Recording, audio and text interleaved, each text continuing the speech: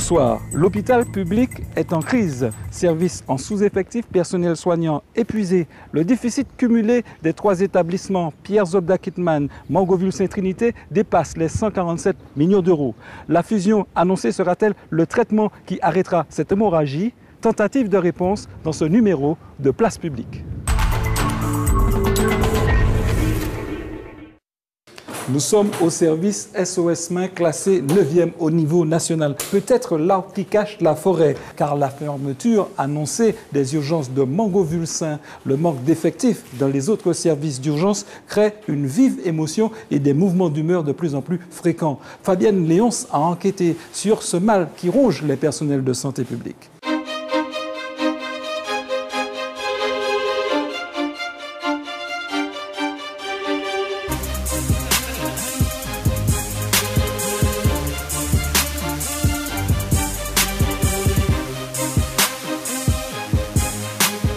Des urgences occupées par l'ensemble des agents hospitaliers. Le temps d'une matinée, ils ont pris la place des patients car eux aussi souffrent de malaise, de tension, un personnel inquiet pris de vertige dans le tourbillon de la fusion. Nous sommes le 8 octobre. La semaine aux urgences de Mangoville-Saint commence par un débrayage.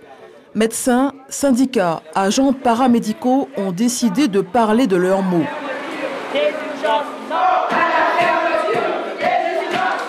Une grève spontanée qui débouche dans la demi-heure sur une rencontre avec le directeur de l'établissement. Nous ne pouvons y assister. De retour dans le service en début d'après-midi, le personnel revient sur la situation. Il appartient à nous autres d'être bien mobilisés. À partir du moment qu'on est mobilisés, les choses se font d'elles-mêmes. En plus de ça, nous devons voir la population, du Lamentin. Nous devons interpeller l'ensemble des Martiniquais pour leur dire que ce qui se passe maintenant aujourd'hui au niveau des urgences, c'est une chose qui va contrairement à une bonne santé au niveau de la population de la Martinique. Et là, on ne peut pas accepter ça. Ils ne veulent pas renoncer à un espace ultramoderne répondant à des normes de constructions actuelles. Renoncer à des conditions de travail très confortables, à un matériel de pointe, après avoir quitté l'hôpital Georges Gratien, trop vétuste. L'établissement de Mangoville-Saint a été inauguré il y a 1 an et demi, en mai 2011. Le personnel des urgences sera obligé de quitter les lieux. Ce qui est dommage, ça a été le manque de concertation, je veux dire, entre, je pense, les décisions prises par certains peut-être politiques, je veux dire, donc du département, à savoir qu'il y a quand même une fréquentation très importante au sein de Mangoville-Saint, et je ne pense pas que le CHU puisse absorber complètement toute la population qui sera en demande ultérieurement, je ne crois pas.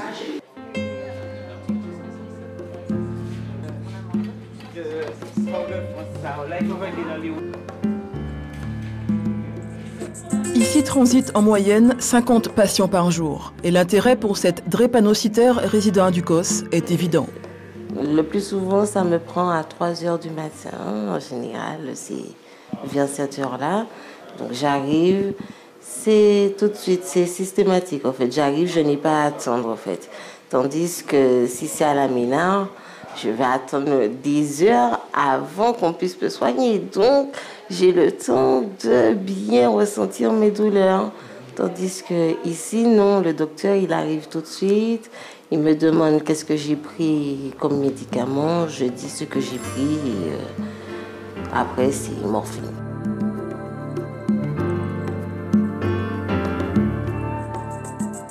Le problème, depuis juillet, les urgences de Mangoville-Saint ferment le week-end, par souci d'économie.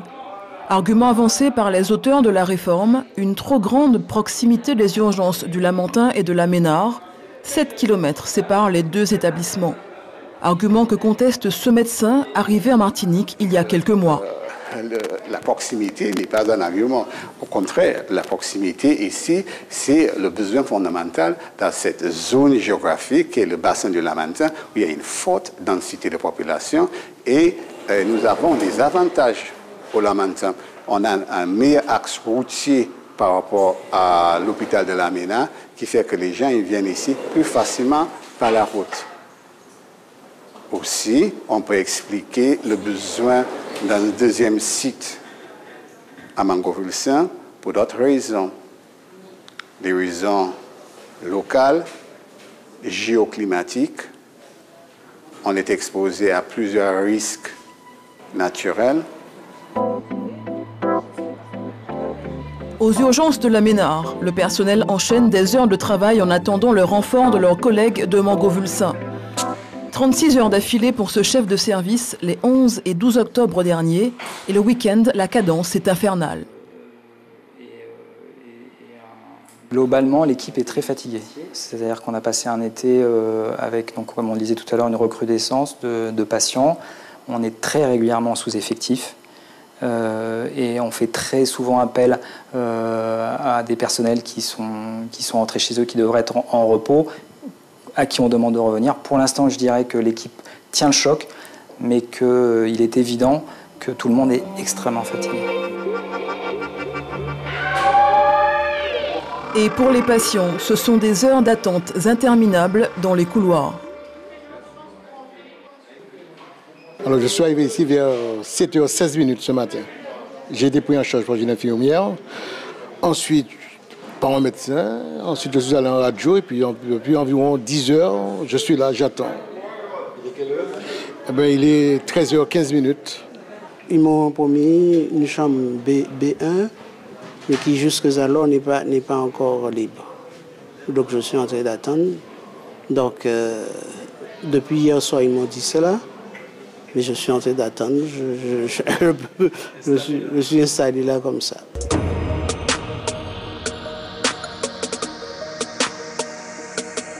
À Trinité, ce n'est pas mieux. Le personnel est en sous-effectif chronique depuis mars.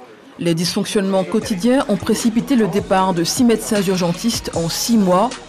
Et pour ceux qui restent, les journées sont longues. Ce chef de service a dû gérer une charge de travail supplémentaire pendant toutes les grandes vacances. À l'heure où vous me voyez, en fait, ça va un petit peu mieux, mais il y a 15 jours, moi, j'étais pas bien du tout.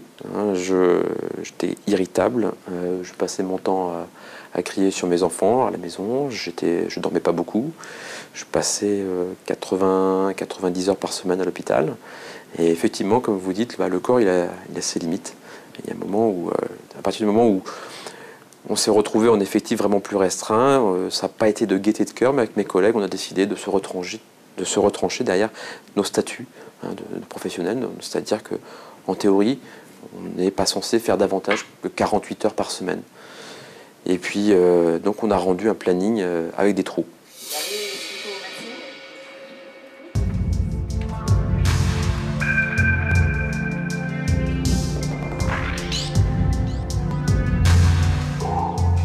Assurer des heures de travail, oui, mais en mettant la direction de l'établissement devant ses responsabilités.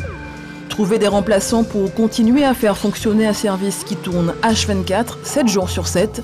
Une difficulté résolue en partie par le renfort de médecins extérieurs, appelés mercenaires dans le jargon hospitalier, payés 5 à 600 € par jour selon nos informations.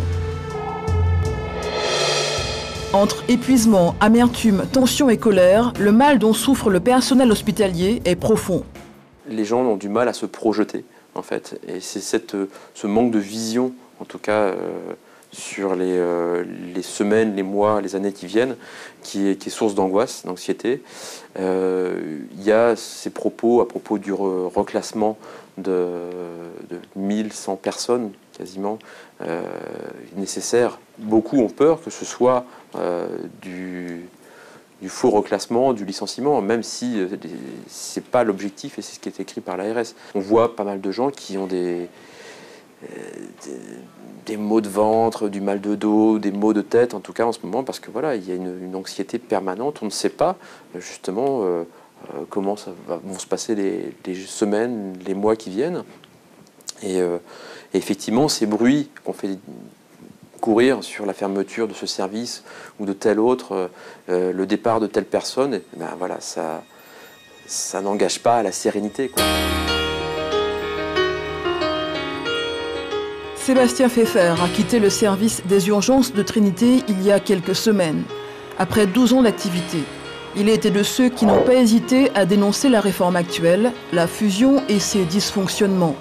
L'urgentiste, lors de grève à Trinité, représentait le syndicat des médecins, l'AMUF. 2 jours après son départ de l'hôpital, nous avons cherché à comprendre ses motivations. La fusion a été faite dans la précipitation, a été faite avec violence, a été faite sans organisation préalable de filière de soins.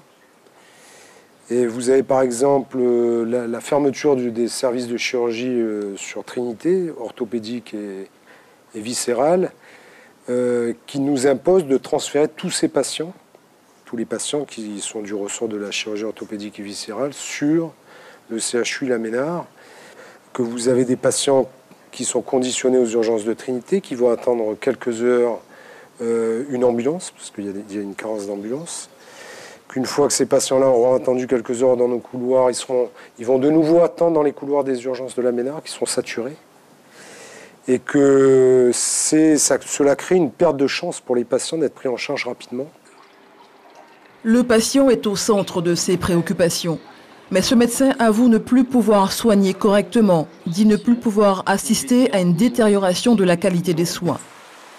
La remise en question, le démaillage de l'offre de soins entraîne des prises de décision qui sont délétères pour les patients et qui peuvent entraîner des décès, effectivement.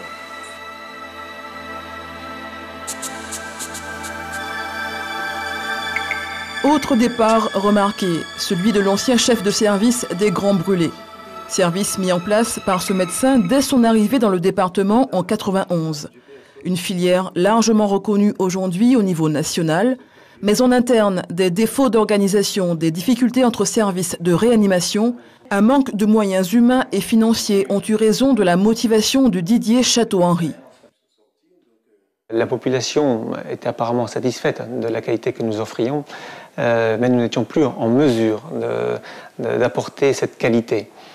Et plusieurs paramètres peuvent expliquer cela. Le praticien que je suis, mais l'ensemble, je veux dire, de la communauté hospitalière, peut-être médicale et administrative, en effet, n'a pas su, je pense, donner toutes les chances à ce centre pour survivre. En quittant cette activité, je centre le débat sur le patient, sur la filière. C'est une démarche réellement professionnelle. Si je n'ai pas pu arriver à sensibiliser l'ensemble de la communauté hospitalière, peut-être qu'en faisant cet acte-là, celle-ci s'intéressera à la chaise vide qu'il va avoir.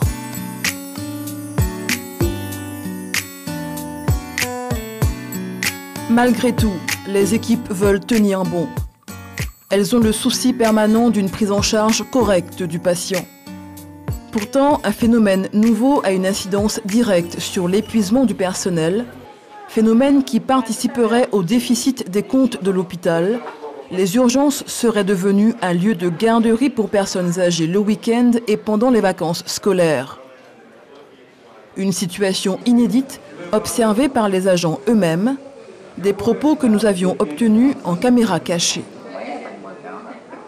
L'hôpital est rempli de bonnes personnes, on ne sait pas où les mettre. Dans cette réalité-là, qu'on dépose, je suis là, j'ai chargé de l'évacuation, je le vis au quotidien. Ce combat, je dois faire avec les familles pour occuper leurs parents. C'est un combat. Quelquefois, je suis obligé de les menacer, d'appeler le procureur, d'appeler la gendarmerie pour que leurs parents rentrent chez eux. Il y a cette réalité qu'on ne dit pas. Moi, je n'ai pas peur de le dire, j'en ai rien à cirer. Bientôt, je pars à la retraite. Je le dis, je le vis au quotidien, une situation dramatique. On dépose pour nous, lorsque tu appelles les familles, ils viennent te chercher. Lorsque tu envoies par exemple, ils n'en veulent pas. Ils n'en veulent pas. Personne ne veut les bonnes personnes maintenant. Alors ils sont tous dans le lit là-haut, ils bloquent les lits. Évidemment, quand c'est madame est malade ou madame est malade, il n'y a pas de place. Parce que c'est un combat, c'est ce combat pour faire les placements, pour trouver une place dans les maisons de retraite, etc. Il y a cette réalité-là aussi, qui est en plein développement chez nous. Je n'ai pas connu ça avant. Autre usage abusif des urgences, l'arrivée d'un très grand nombre de personnes pour de petites consultations. Si c'est une urgence vitale, il y a une orientation particulière, donc il faut bien mener l'interrogatoire pour ne pas passer à côté de choses sérieuses. On est obligé de mettre de côté ceux qui viennent pour des pathologies qui pourraient être soignées par les médecins généralistes et qui, malgré tout, je pense pour des raisons financières, ne veulent pas aller voir le médecin, préfèrent venir chez nous.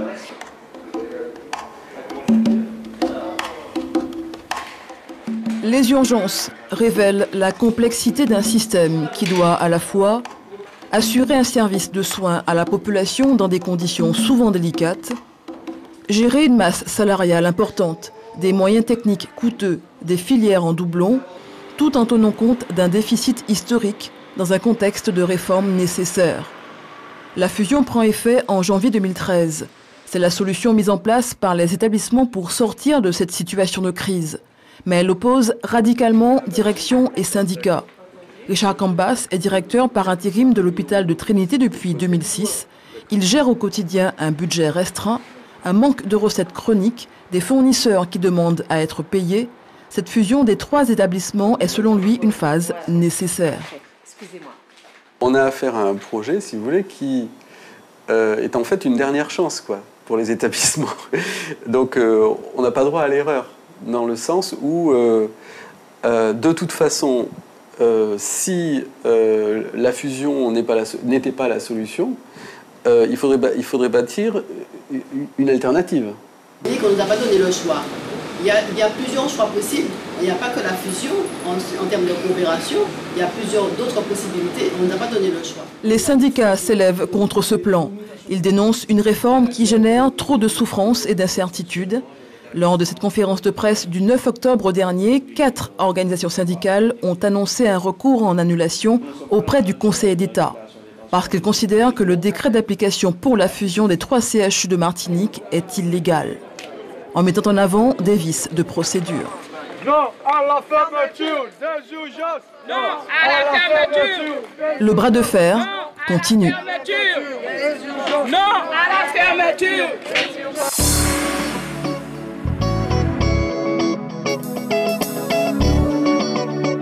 À l'hôpital Pierre Zobda Kitman, nous sommes sur la drop zone, la zone de sécurité, en français, l'hélistation. En notre compagnie, Ghislaine Joachim-Arnaud, vous êtes déléguée syndicale CGTM Santé.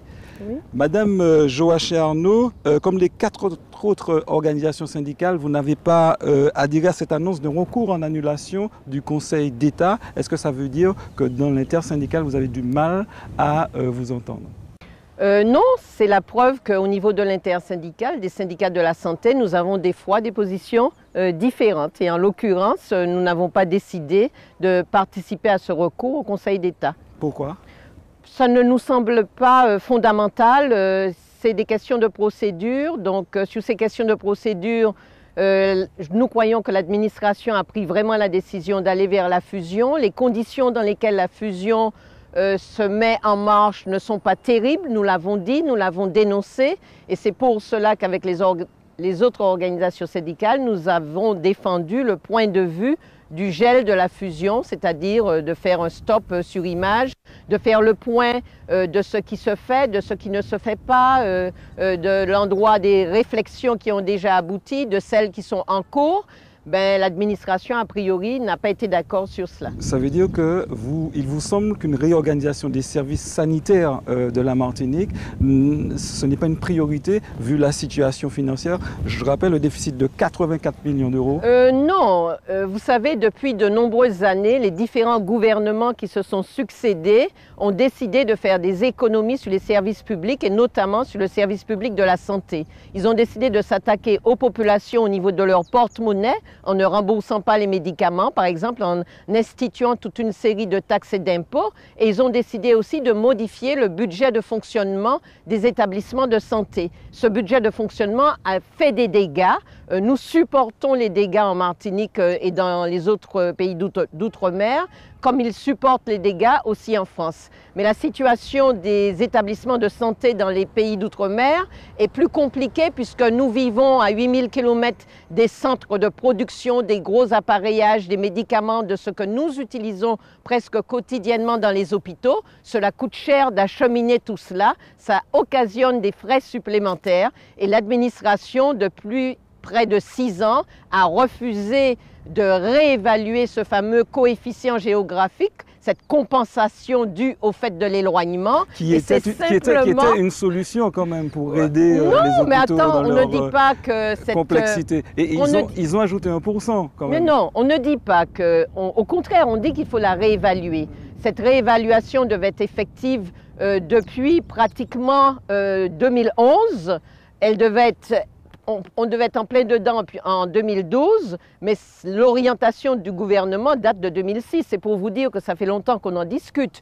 Mais il n'empêche que le gouvernement Sarkozy, juste avant les élections, il a ajouté un petit pourcentage, mais c'était lié à la campagne électorale. Mais en fait, le vrai problème, c'est qu'il faudrait que ce coefficient géographique soit à hauteur de 30,4%, ce que n'a pas décidé le gouvernement de M. Hollande. Bon, on a beaucoup parlé du passé, mais aujourd'hui, il y a une situation grave. Il y a un déficit abyssal. Est-ce que la fusion vous semble la solution? La fusion est la solution technique de l'administration.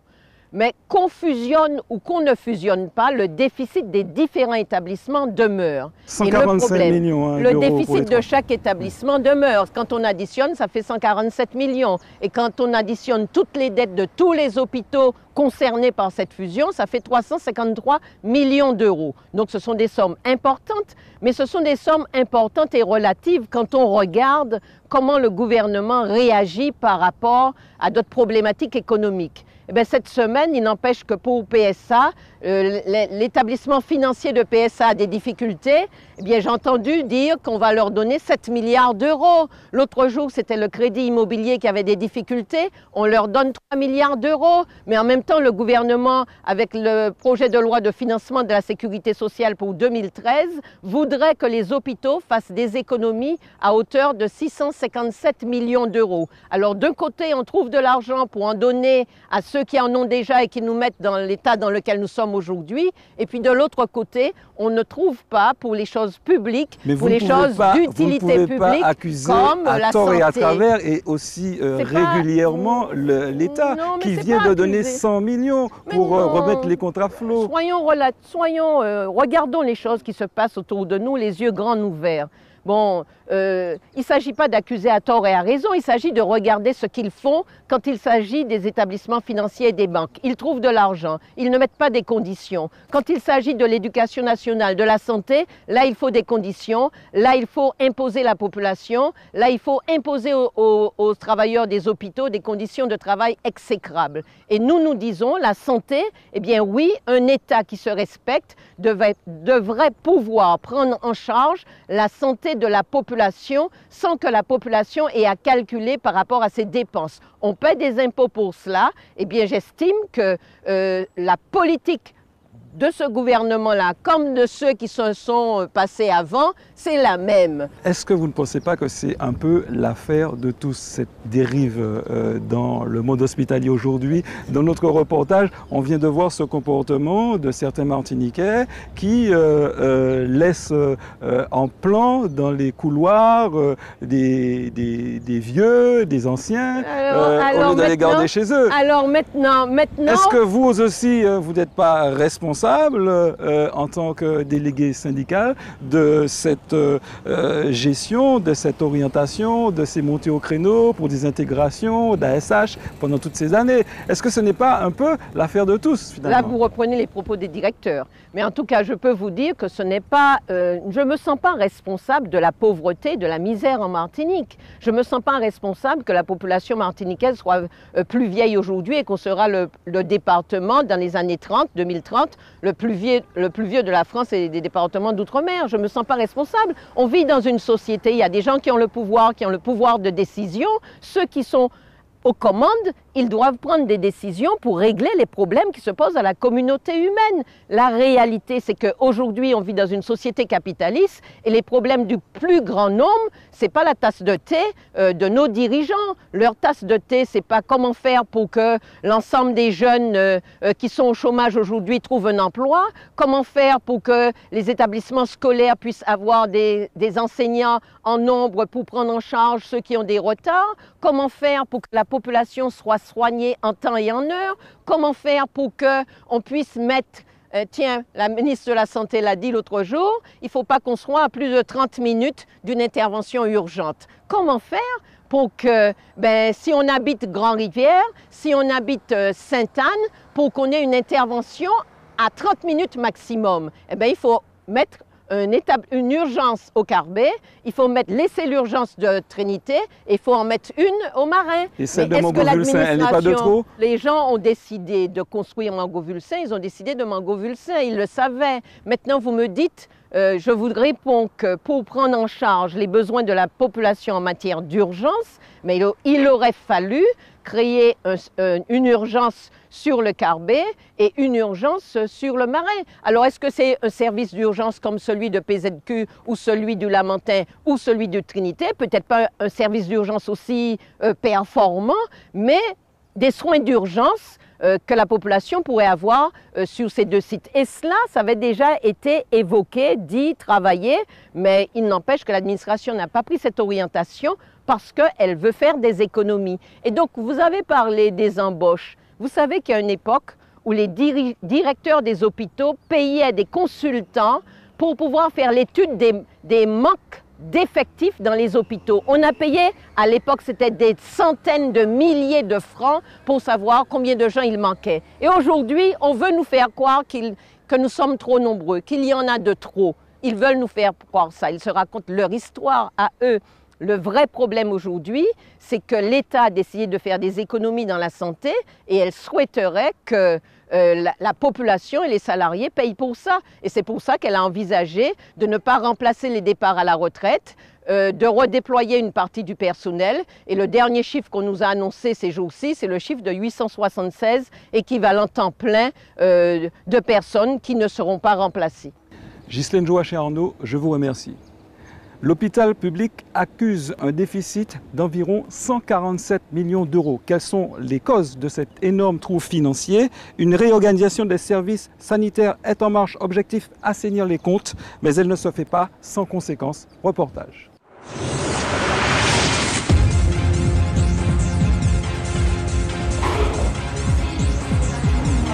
Je vais mettre un possible.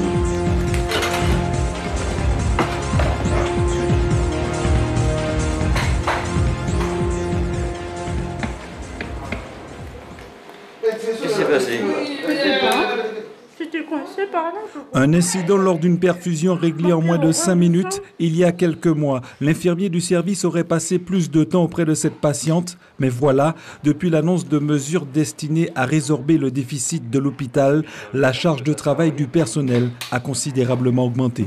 Et dans ce service, auparavant, on avait 9 infirmiers diplômés d'Hépatita. On nous a ponctionné de 3. Donc nous sommes descendus à 6. Comme je dis, entre 9 et 6, il y a quand même une différence de 3 IDE. Bon, le service, l'activité n'a pas diminué pour autant, hein. Au contraire. Hein. Des fois, on n'a même pas assez de place pour pouvoir coucher nos malades. On est obligé de les mettre ailleurs, de les coucher ailleurs, de les récupérer ensuite.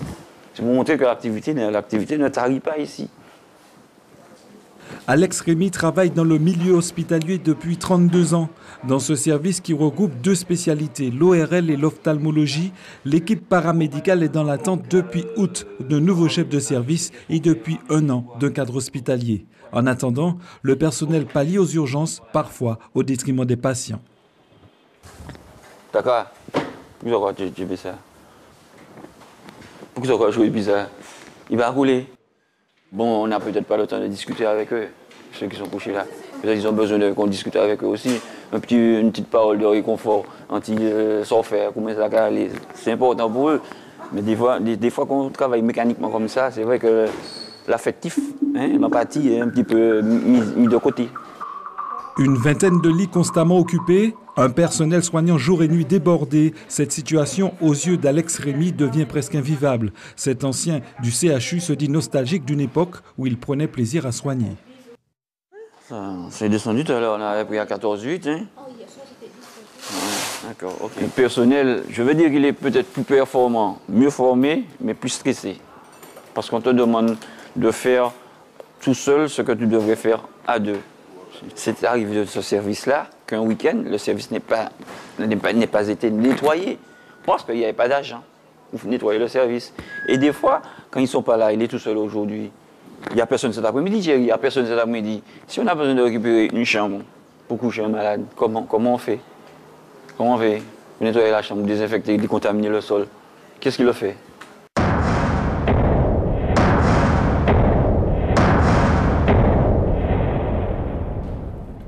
Moins de personnel impliqué dans le nettoyage entraîne une dégradation de l'hygiène, un risque plus accru d'attraper des microbes et de contracter une maladie nosocomiale. Est-ce le fait du hasard si en ce moment une bactérie appelée abri suscite l'inquiétude du corps médical? Dans ce courrier, une organisation syndicale alerte le préfet de Martinique sur la présence de germes dans l'établissement. Les chambres des patients ne sont pas nettoyées quotidiennement, ce qui pourrait avoir pour conséquence une prolifération de germes. Nous avons pu noter une très nette augmentation du nombre de patients atteints d'infections nosocomiales. Les espaces dédiés aux soins sont-ils suffisamment désinfectés? Thierry Bolivar fait partie depuis 9 ans du personnel du CHU. Cet agent hospitalier confirme le manque de personnel affecté aux tâches de nettoyage. Nous sommes débordés, mais c'est le fait qu'il manque du personnel. Quand on se retrouve seul pour faire tout le service, il faut des fois courir pour emmener des patients descendre et bon, c'est un petit peu pas avoir ça. Et donc il arrive évidemment que c'est... Qu'il n'y ait personne aussi. Comme cet après-midi, il n'y a personne cet après-midi. Madame Hudson, on va nettoyer le comptoir. En ophtalmologie, l'effectif a été réduit de moitié. Une politique de non-remplacement du personnel qui s'applique dans tous les services. Des économies à tout prix, à tous les étages, sans exception. Le déficit du CHU est sans précédent, 84 millions d'euros. Selon le directeur du centre hospitalier Pierre Zobda Kitman, la masse salariale trop importante a largement contribué à atteindre la zone rouge. Vous savez, nous avons un surcroît de personnel qui est évalué autour d'un millier de personnes, sur 6 000 agents à peu près. Parce que le déficit, il vient bien de quelque part. Comme on dit communément, quand il y a un trou, il y a un tas. Donc quelque part, nous avons effectivement un surcroît de personnel, il nous faut régler ce problème. Bon.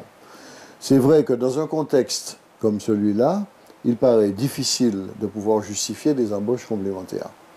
Notre idée, c'est qu'effectivement, des besoins se font sentir dans tel ou tel secteur en fonction de l'absentéisme ou de tel ou tel coup de feu en termes d'activité. Il faut que nous puissions redéployer du personnel vers les secteurs où il y a une activité moindre. Ce redéploiement des personnels se fait dans le cadre d'une fusion entre les 3 établissements de santé Trinité, Mangovulsin et Pierre Zobda Kitman. Mais cette ultime stratégie, destinée à sauver l'hôpital public, ne se fera pas sans dommages collatéraux. 700 salariés faisant partie de l'effectif temps plein des 3 structures risquent de faire les frais de cette mesure.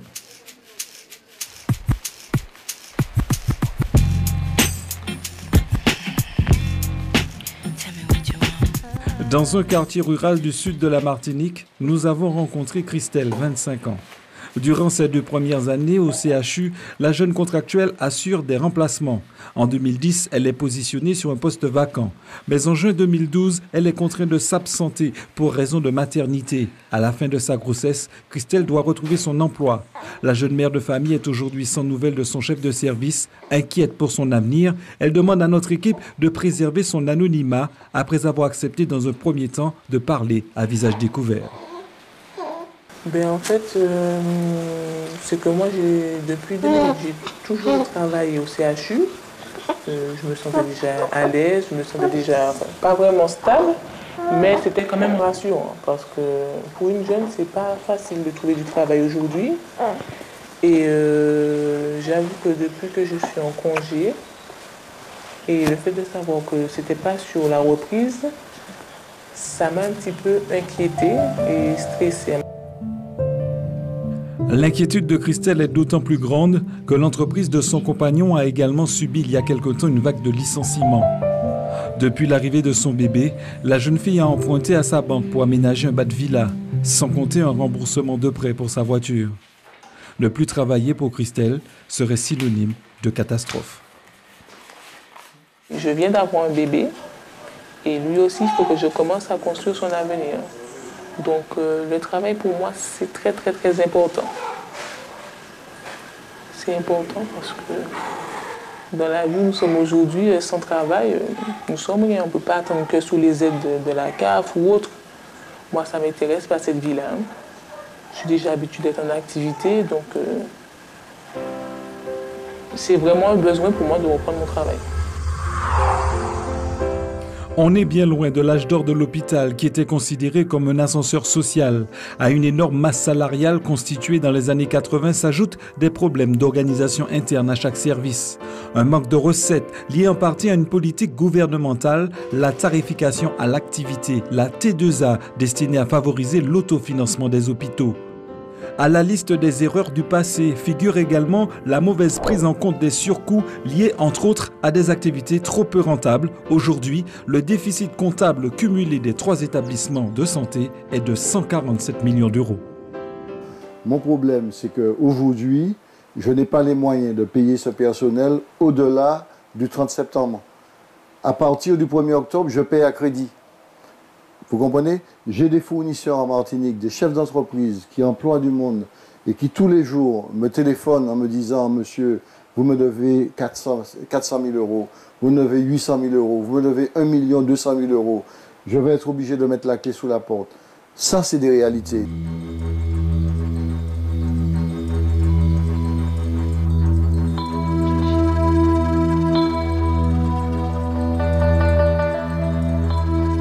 La pharmacie.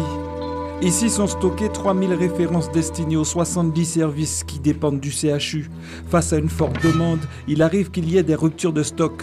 Pour pallier ces manques, les pharmaciens jouent la solidarité entre hôpitaux, parfois entre la Guadeloupe et la Martinique.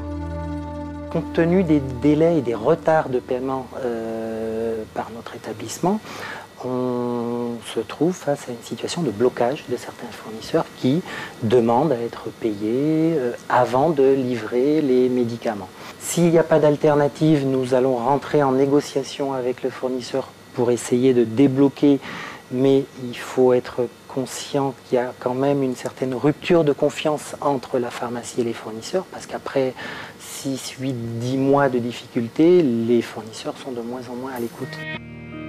La pharmacie affiche à elle seule un budget de fonctionnement annuel de 41 millions d'euros, soit environ 10% du budget global du centre hospitalier.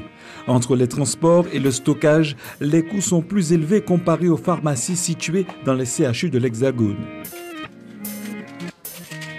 L'approvisionnement se fait prioritairement par voie maritime, avec des délais moyens de livraison de 6 à 8 semaines, pour des raisons économiques, pour diminuer le coût, les frais d'approche.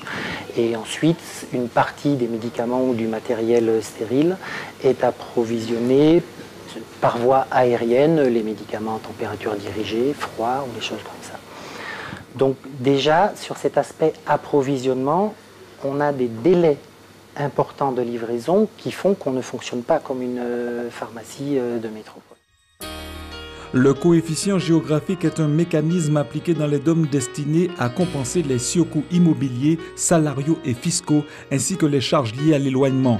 Dans un débat relatif à l'hôpital public datant du 1er octobre 2012, Serge Larcher, lors d'une intervention au Sénat, dénonce ce dispositif. Le sénateur de préciser qu'il est de 26% dans les îles, alors que les surcoûts sont supérieurs à 30%. La fusion est-elle susceptible de guérir l'hôpital de tous ces maux? Une course contre la montre est engagée pour que la thérapie annoncée soit effective au 1er janvier 2013. Côté syndicat, c'est sur la manière de mener ce projet que les points de vue diffèrent. Nous, ce que nous pensons, c'est que très probablement une réorganisation sanitaire sur l'ensemble de la Martinique est nécessaire, ne serait-ce que dans le cadre des bilans financiers qu'on nous a présentés, mais très certainement pas de façon aussi précipitée. Il est extrêmement nécessaire de pouvoir avoir d'un côté une vraie analyse des besoins sanitaires adaptés aux régions, le Nord, le centre, le sud, et d'adapter donc à ces besoins l'offre de soins. Pour nous, au sein notamment du syndicat des médecins, nous sommes extrêmement vigilants sur le fait que la sécurité des patients doit être au centre de ces nouvelles réorganisations. 100 millions d'euros ont été injectés par l'État pour que l'hôpital sorte la tête de l'eau. En contrepartie, des efforts de réorganisation sont indispensables. Voici à quoi devrait ressembler la nouvelle structure sanitaire de santé publique. Une entité unique et juridique autour de 3 sites, Trinité, Mangovulsin et Pierre Zobda Kitman. Une réorganisation des spécialités médicales réparties sur les 3 sites. Une équipe médicale unique et intégrée. Un site dédié à la chirurgie ambulatoire, le CHU, pour accueillir les activités lourdes. L'idée à terme est d'assainir les comptes pour un retour à l'équilibre dans 5 ans. La volonté des chefs de pôle est d'arriver à une situation stable, être à terme un pôle d'excellence à l'image de ce service de cardiologie doté d'une technologie dernier cri et surtout susciter la confiance des patients comme ce sexagénaire hospitalisé pour une embolie pulmonaire. Bien conscient que ce que vous avez fait, c'est grave. c'est Donc une embolie pulmonaire qui est assez sévère. Contrairement à ce que l'on pense, il y a des moyens techniques qui permettent de faire avancer aussi bien la recherche médicale ici que les soins donnés aux malades. Non seulement je suis rassuré, mais j'ai une conviction, c'est-à-dire que si j'ai un équipement à choisir, je choisirai un équipement local plutôt que l'équipement hexagonal. Quand on fait les bons. L'hôpital public est sous perfusion, alimenté par des dotations exceptionnelles de l'État qui injectent des millions d'euros pour soigner les Martiniquais. Une situation qui ne peut durer. Dans ce contexte de crise, n'est-il pas urgent que la population prenne la mesure de l'enjeu? La situation de l'hôpital public n'est-elle pas l'affaire de tous?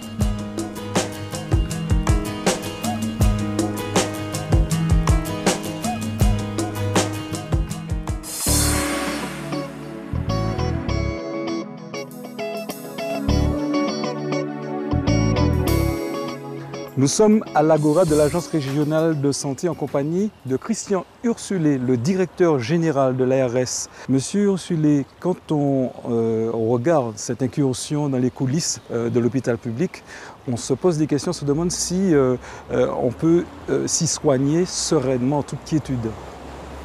Écoutez, c'est très simple quand même. L'hôpital public à la Martinique va mal, va très très mal, c'est évident. Mais tout en allant mal, il a un niveau de soins que nous envient tous les autres pays de la Caraïbe qui viennent se soigner ici. Donc il faut relativiser les choses. La question c'est pourquoi il va mal. Il va mal pour plusieurs raisons, mais dont une qui est essentielle, c'est qu'il est en faillite aujourd'hui. Je répète, l'hôpital public est en faillite aujourd'hui. Et toute la question est comment sortir de la faillite qui fait qu'au quotidien, il manque du personnel. Il manque du personnel auprès des patients. Il manque des moyens pour soigner les malades martiniquais. Et nous, toute notre politique vise à faire qu'il y a à peu près 600 millions d'euros pour soigner les malades martiniquais.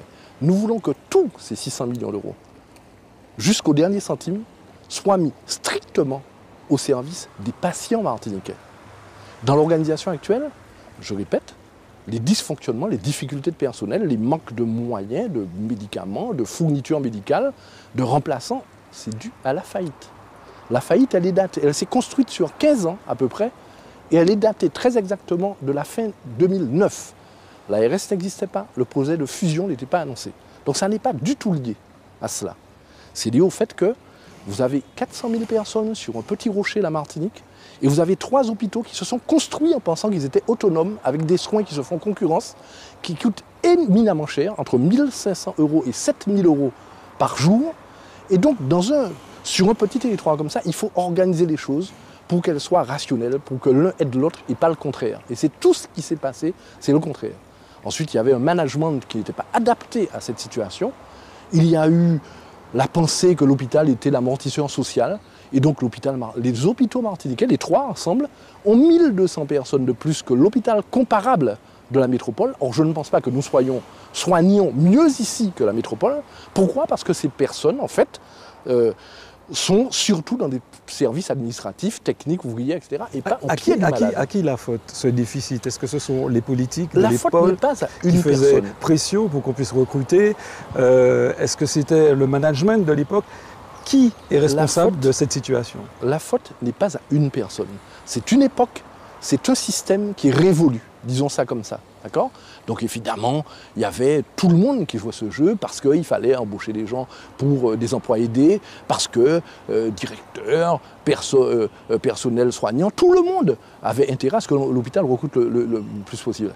Mais aujourd'hui, ça n'est pas possible. Les hôpitaux sont payés comme ceux de métropole, avec une majoration. On peut discuter du niveau de majoration. C'est le fameux coefficient géographique. Il manque sans doute encore quelques points de majoration, mais le système précédent ne peut plus continuer. Donc ce que nous essayons de faire, c'est de réorganiser les choses dans l'intérêt de la prise en charge des patients martiniquais pour faire que tous les moyens soient à son service. La deuxième difficulté pour laquelle l'hôpital est dans cette situation, c'est que le moins de personnes doivent aller à l'hôpital. Ça ne fait pas plaisir d'aller à l'hôpital. On y va quand on est obligé. Donc il fallait autour, avant l'hôpital et après l'hôpital, mettre en place une série de structures qui n'ont pas été mises en place lorsqu'on avait les moyens de le faire. Et comme il aurait fallu le faire, c'est d'abord beaucoup développer la prévention, la promotion, l'éducation de la population aux soins. C'est ensuite tout le dispositif des maisons médicales de garde pour essayer d'éviter de passer ce temps d'attente aux urgences hospitalières, d'accord ? Les maisons médicales de garde, les maisons de santé pluridisciplinaires où des professionnels médecins, kinés, infirmières travaillent ensemble, des centres de santé avec des médecins salariés au service de la population, ce que nous allons faire sur Fort-de-France et développer dans le Nord Caraïbe et peut-être dans le Sud si nous n'arrivons pas à avoir suffisamment de médecins libéraux. Mais vous n'avez pas peur avec ces nouvelles formules, maisons médicales de garde, etc., que toute cette, si on peut s'exprimer ainsi, cette clientèle potentielle glisse vers le privé? Mais il n'y a aucune raison, au contraire. Lorsque vous mettez en place, écoutez, à côté des maternités, ce que nous voulons mettre en place pour suivre cette population défavorisée qui n'a pas les moyens et qui ne va pas chez le médecin faire des échographies, etc. Nous mettons en place au centre, au sud, au nord, des centres pluridisciplinaires périnataux de proximité qui doivent travailler avec la PMI, avec les services hospitaliers, avec les médecins libéraux.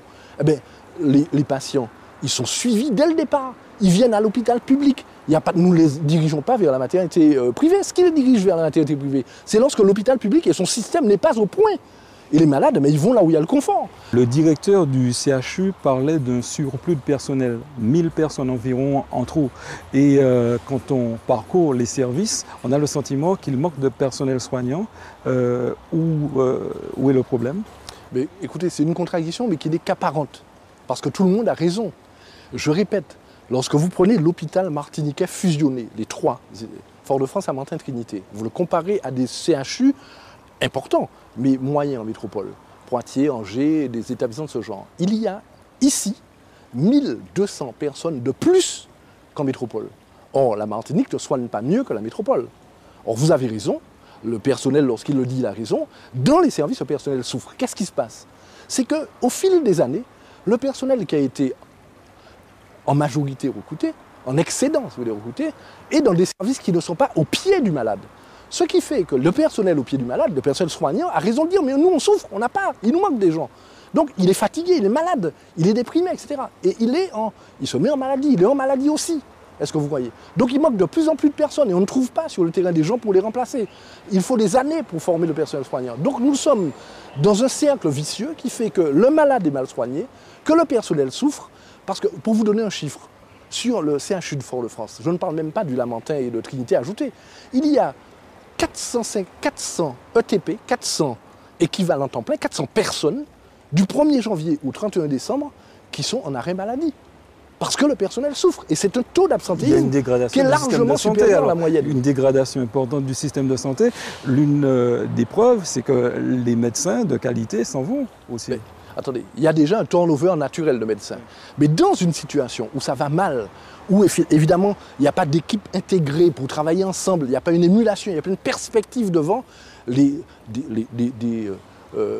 médecins s'en vont, qui sont découragés. Des bons s'en vont parce qu'ils ont une perspective de carrière ailleurs. Des mauvais s'en vont parce qu'ils n'ont pas, forcément, ils sentent qu'ils n'ont peut-être pas envie de travailler dans des équipes extrêmement soudées, du niveau d'un CHU, etc. Il y a toutes les cas de figure possibles. L'essentiel pour nous, c'est que le personnel qui est là, soignant, médical et non, est un personnel quand même compétent, qui veut changer des choses et qui a envie de travailler. Il faut créer les conditions pour cela. D'accord? Donc la restructuration que nous voulons faire au niveau des effectifs et du personnel, elle est possible pendant un certain nombre d'années, pendant à peu près 3 à 4 ans. Parce que nous avons un nombre de départs à la retraite supérieur à plus de 800 personnes, et parce que nous avons environ 1000 postes qui sont créés au total dans le secteur médico-social que nous développons. Nous sommes la seule région de France et des DOM à créer 1000 places pour les personnes âgées, 750 places pour les personnes handicapées, et nous pouvons offrir au secteur sanitaire environ 450 postes. Donc il y a de quoi, avec cela, pendant 3 à 4 ans, faire cette politique de redéploiement au bénéfice du personnel, je veux dire, précaire des hôpitaux, contractuels dans les hôpitaux, sans licenciement sec. Et c'est notre défi à la Martinique. La fusion est en marche, on a bien compris, sauf que vous n'avez pas l'adhésion de toutes les organisations syndicales. Certains ou certaines vous reprochent d'aller trop vite. Est-ce qu'il n'y aurait pas la possibilité de donner place à la discussion, à l'échange, à la concertation? Écoutez, nous avons depuis le départ donné la place à la discussion. Certains pensaient, certaines, pas toutes les organisations syndicales, notamment une, pensaient qu'il fallait s'opposer, y compris physiquement, aux réunions de concertation, en empêchant qu'elles se tiennent, par exemple. C'est ce qui s'est passé pendant des mois, en empêchant que le conseil de surveillance de Trinité vote, par exemple, la fusion, en arrachant l'urne des mains du président, député et maire à l'époque, pour empêcher le vote. Et ces gens ne peuvent pas nous donner des leçons aujourd'hui de démocratie. Lorsqu'il n'y a pas eu concertation, c'est parce qu'elles n'ont pas participé à la concertation. Maintenant, nous sommes ouverts à la concertation, à la consultation, à tout ce qu'il faut. Mais nous ne pouvons pas ralentir, parce que le processus, les faits ne peuvent pas être arrêtés. Une procédure administrative peut être reportée, un décret peut être reporté, tout ce que vous voulez, mais les faits ne peuvent pas être arrêtés. Ils sont ruinants. Ils sont ruinants pour la population martiniquaise. C'est ça qui conduit aux 8 heures d'attente dans les couloirs de la Ménard. C'est ça qui conduit au fait qu'on n'a pas assez de produits pour les soigner. Il faut d'urgence réorganiser les choses. Il faut d'urgence réorganiser. De l'autre côté, vous supprimez les urgences à Mangovulsin à terme. Est-ce que c'est une bonne idée ? Il y a un médecin qui expliquait qu'en période de séisme, le fait d'avoir un seul point d'urgence, ça pourrait être dangereux pour la population. Vous tenez compte de ces... Dans la situation actuelle, pas plus pour la Martinique qu'ailleurs, il y a un vrai problème de démographie médicale qui ne touche pas que les urgences, qui touche aux pédiatres, qui touche à la pneumologie, aux radiologues, une série de disciplines qui sont menacées. Donc il faut prendre des mesures pour que dans la situation actuelle, le temps de remonter le système, que la Martinique résiste à cette situation de faillite, de manque de moyens médicaux, de médecins, de nombre de médecins, etc., pour avoir le temps de se réorganiser, de se redresser. D'accord ? Donc, dans cette situation-là, il faut évidemment concentrer les moyens, et c'est ce qui sera fait précisément, mais en développant des alternatives qui permettent de tenir le système. C'est-à-dire que j'ai dit que nous mettons en place ces maisons médicales de garde qui n'existent pas pour que les gens, au lieu d'aller aux urgences hospitalières, attendre 8 heures, aillent dans ces maisons médicales de garde et elles attendront 1 heure à 2. C'est ce qui se passe aujourd'hui. J'invite les gens, les patients, à aller à la Ménard, à aller au Marin, demain sur le Nord Caraïbe, et puis peut-être sur Mangovulsin, il y aura une maison médicale de garde. Nous verrons, nous étudierons. Bref, nous créons, j'ai demandé que ça se démarre avant la fin de l'année, le SMUR de Trinité, précisément pour que les gens du Nord Atlantique aient le même temps d'accès aux urgences que ceux de l'ensemble du reste de l'île, parce que le véhicule va partir de Trinité, il ne va pas partir de Fort-de-France, et il ramènera les gens, les patients, les malades, aux urgences hospitalières de Trinité, pas à Fort-de-France. Seulement à Fort-de-France si le problème est grave et nécessite d'aller à Fort-de-France. Voilà. Donc nous réorganisons dans l'intérêt des malades et uniquement dans l'intérêt des malades. Christian Ursulé, je vous remercie. Merci. Voilà, cette émission touche à sa fin. Le débat continue sur le site de Martinique Première et sur la page Facebook de Place Publique. Merci à tous ceux qui ont participé à cette émission et bonne fin de soirée sur notre antenne.